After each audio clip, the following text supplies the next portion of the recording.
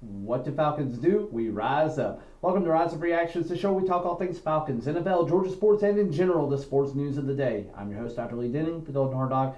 I'm a lifelong sports fan. I'm coming back to you with this week's NFL picks for Week 3. Last week went 9-7. Thank you, Falcons, for not making me go 8-8 with the win at the end of the week last week. Also getting me back into a decent percentile here in the 79th percentile overall.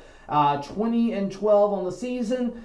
Let's jump into it, guys. I'm coming off a vacation, so I'm still a little bit tired. I was at the happiest place on earth. It was quite a happy time. But I am glad to be back with you guys making videos. So let's jump in and make some picks for the week. So starting out with tonight, Thursday night football, you have the Patriots at the Jets. Now, every fiber of my being wants to go ahead and pick the Patriots. I know this is against everything that I said before. I thought the Patriots were going to be a really bad team. They have been competitive. They are 1-1, but they have been very, very good overall from a defensive standpoint, and they're not asking their quarterback in Jacoby Brissett to do too much. You still don't have Drake May out there. And then Aaron Rodgers struggling a little bit to start the season here. They had to go to California to play the 49ers. Not an easy game. And then you come back home and you play the Titans, which I think is supposed to be a little bit easier. Ultimately, they pulled it out. I do think that the Jets are the more talented team on paper right now. So I'm not going to pick against them, but for whatever reason, I am strongly feeling that there is going to be an upset.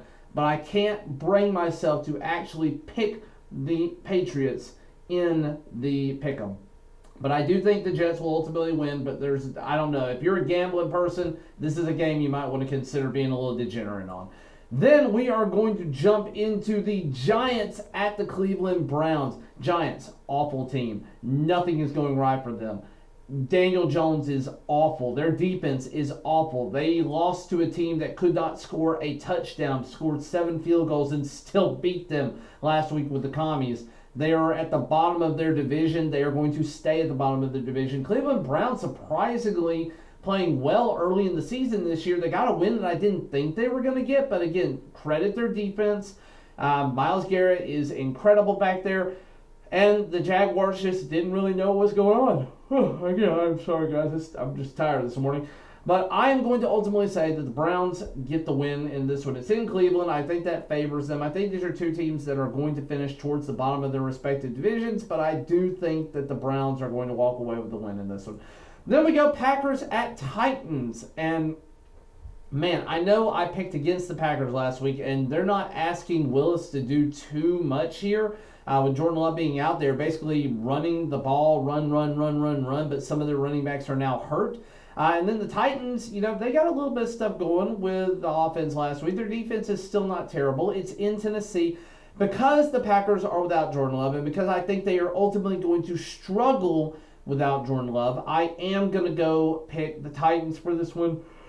I think the game plan is not going to be to the favor of the Green Bay Packers, and I ultimately do think the Titans find a way to win this one, though it's going to be an ugly, gritty game. This is not one that I would pick for fantasy for any purposes on any side of the ball.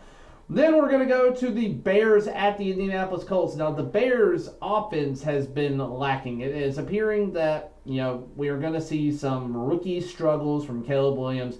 We're not going to get a 4,000-yard passer from him this year, but we might get 3,000. But still waiting for him to really take off. Meanwhile, Anthony Richardson not playing bad football other than like a few interceptions here and there. He's using his legs. You got Jonathan Taylor who's getting a little bit more involved. Alec Pierce is stepping into a big role here. I think the Colts at home ultimately do beat the Bears. I still thought the Bears would have a rebuilding year, though. There were a lot of people that thought they were going to be really high on the hype for the Bears.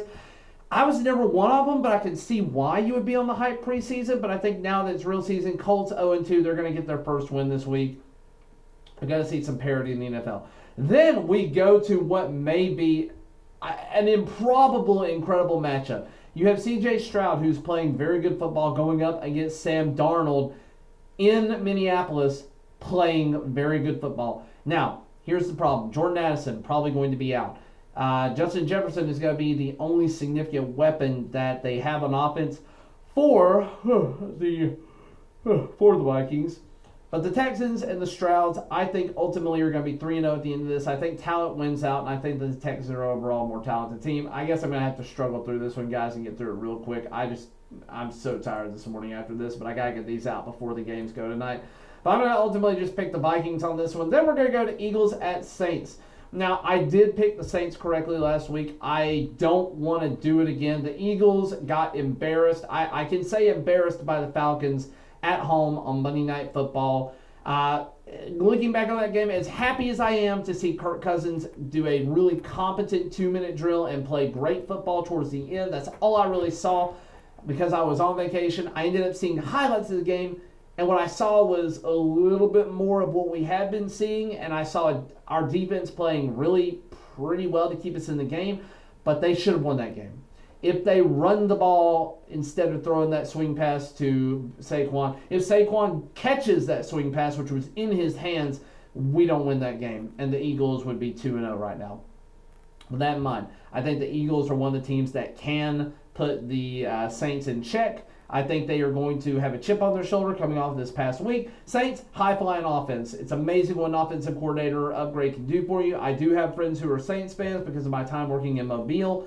But ultimately, I just can't pick the Saints here. I know it's at home and it's going to be a really tough game, but I think the Saints are going to get upset and we're going to have a 2-1 team we're going to have two 2-1 teams by the end of this one. Then we go Chargers at Steelers. Now, the Chargers have not necessarily looked great. Justin Herbert's been good, but not elite so far. J.K. Dobbins has been healthy, and it's been incredible to see him healthy. He's going up against a team that he knows very well in the Pittsburgh Steelers. Steelers are not having to do a lot to win their games right now. They're relying on their defense and not doing anything fancy with offense. Chargers are going to have to pick up the pace a little bit if they want a chance at this one. Ultimately, it is in Pittsburgh. West Coast team coming across the country to go to Pittsburgh. I think the Terrible Towel gets another win in this one. You're going to have a 3-0 Pittsburgh Steelers and a 2-1 Chargers. I do think it's going to be a closer game than people are expecting, though, but I think this is going to be a low-scoring affair. Then we go Broncos at Tampa Bay Buccaneers. Broncos are a bad team. I don't have anything else to say about that. Buccaneers, even when they're struggling, they have really good play calling. They have really good defensive scheming. They're going to find a way to win this one, although I do kind of look for them to play down to their competition in this one. I think this could be a closer game than people are expecting, but I think that ultimately Tampa Bay is going to get the win in Tampa. Then we go Carolina at Las Vegas. Carolina's bad. They're probably the worst team this year. They're probably going to get the number 1 overall pick. I thought that was going to go to the Broncos, but at least their defense can play competent football. There's nothing competent about the Panthers right now. They are a garbage organization until proven otherwise. They are making a switch at quarterback to Andy Dalton, which I don't think is going to be enough pop to do anything. You've got an incredible defense in the Raiders in Las Vegas. So ultimately, yeah, give me Las Vegas here. I don't see this being a good game for the Panthers at all. Then we're going to go Miami Dolphins at Seattle Seahawks. And, God, unfortunately, Tua suffering another concussion. I didn't talk about this last week just because there really wasn't time from my end as I was preparing to go out of town. But I feel awful for Tua. He suffered a number of concussions in a very short period of time that would knock most high school and college athletes out of play from their prospective teams. He should probably stop playing to preserve his long-term health. He's already going to probably suffer something down the line from this. I truly hate it for him. He's a very gifted talent, but his health comes first. He's made his money. His health comes first. He should probably retire. But with that in mind, the Dolphins are going to struggle. Skylar Thompson ain't it. The Seahawks are a very competent team overall. It's in Seattle. Right now, 23% of people are picking Miami. I don't know how 23% of you can confidently say that with them going across the country, literally as far across the country as you can go with a backup quarterback who is not good. I don't understand your confidence. So Seattle all the way for me in this one. I would be genuinely shocked if anything else happens there. Then we got Baltimore Ravens at Dallas Cowboys. Baltimore struggling early in the year this year to find a win, though not necessarily off the back of Lamar Jackson, who's playing relatively decent football. They are struggling a little bit to run the ball consistently. Derrick Henry, they are not using the sledgehammer that they have in him. Dallas Cowboys looking bad last week against the New Orleans Saints. Saints found a way to shut them down on defensively. I look for the Baltimore Ravens to be an even better defense from that standpoint. Give me Baltimore with the first win of the season. Dallas is going to be 1-2 at the end of this. They're actually both going to be 1-2 at the end of this. But yeah, give me the Baltimore Ravens here. Then we have 49ers at Rams, and the Rams, I thought they were going to be a halfway decent team this year, but they are struggling without Aaron Donald, struggling with the injuries, struggling.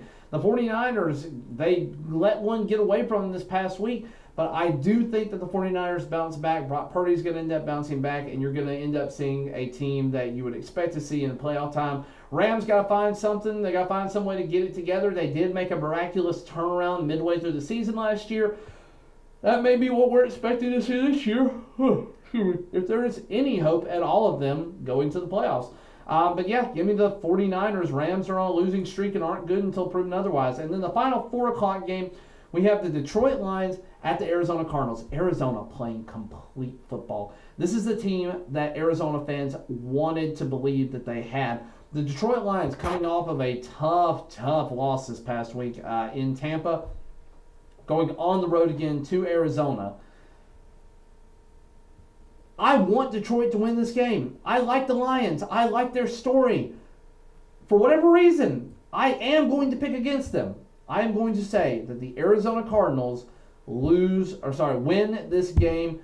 Detroit finds a way to lose. It's going to be stunningly, spectacularly awful the way Detroit finds a way to lose this game. They won't continue to do that the rest of the season, but this one is not going to go their favor. Then we have Sunday Night Football, the Atlanta Falcons hosting Patty Mahomes and the Chiefs. Now, the Chiefs are a good team. They're the best team right now until proven otherwise. The Falcons are coming off of last week. They are going to be trying to find some sort of semblance of momentum coming off the last drive at the end of the week or into the night last week. I think the Falcons are going to struggle against the high-flying Chiefs offense, but our defense is probably one of the top 10 in the league overall. They've proven that so far. I'm going to pick the Falcons here. The NFL is chaos, and one of my favorite shows of all time is Game of Thrones. One of the characters in there has said that chaos is a ladder. I fully think that the Falcons are going to use that ladder to do what we do best, rise up. So give me the Falcons all the way. Close game, Sunday Night Football, primetime. Kirk Cousins is shedding his primetime stigma. So yeah, give me the Falcons. I'm going to be a homer for this one. Do I actually think that's going to happen? It's very unlikely, but give me my Falcons. Let me see a home win. I will be at that game. If you're anywhere around Section 341, come find me and let's rise up together. Then we have 2 more games to talk about. We have a couple of Monday Nighters. We have the Bills taking on the Jacksonville Jaguars. Bills, very good football team, looking like a solid playoff contender. They don't have to throw the ball with Josh Allen. They've got James Cook who can run the ball as much as he wants to. Georgia product there, very proud of him. But yeah, I think they are a really good team. I don't think that the Jaguars right now are a particularly good team, though. Again, this is one that, a lot of people are going to be excited to see. I think the Jaguars will keep it close, but I do think ultimately the Bills and Josh Allen at home find a way to win. Then we go Cincinnati Bengals taking on the Washington Commies. And the Commies are not a particularly great team. They have found ways to win a ball game last week, but before that were struggling the week prior. The Bengals played a tough football game against the Chiefs and honestly should have given them a loss. The refs screwed them over at the end of that one.